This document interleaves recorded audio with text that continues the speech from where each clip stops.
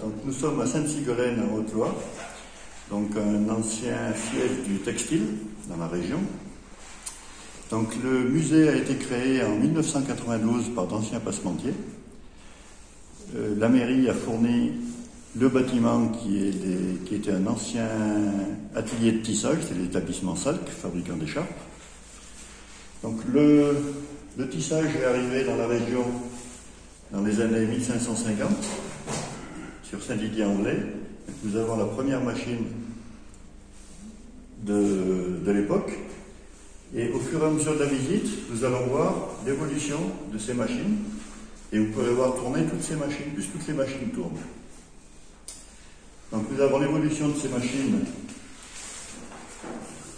suivant les années. Donc on arrive au XVIIIe siècle avec le métier à tambour, le métier à raquette, l'arrivée de l'électricité sur la région, donc avec les métiers mécaniques. Donc les machines là sont de 1850, et elles sont d'origine, elles tournent toujours. Métier grande largeur, qu'on appelle chez nous le métier canut.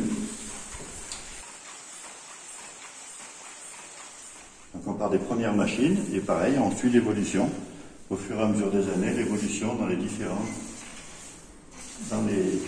machines.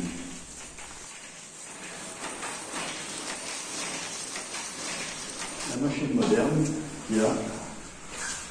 qui ont amené le déclin de tout le tissage à domicile, que ce soit en ruban ou en écharpe. C'est le début du plastique en 1950. Les machines étaient vraiment petites, de production très faible. Ça s'est développé. Après, on a une extrudeuse sur le plateau de Sainte-Sigolène, c'est l'extrudeuse. Là, on a une première soudeuse fabrication chaudronnier. Vraiment le début. Une des premières imprimeuses. Après, on passe sur les soudeuses électriques. Et puis petit à petit, nous avons créé des soudeuses un peu plus automatiques.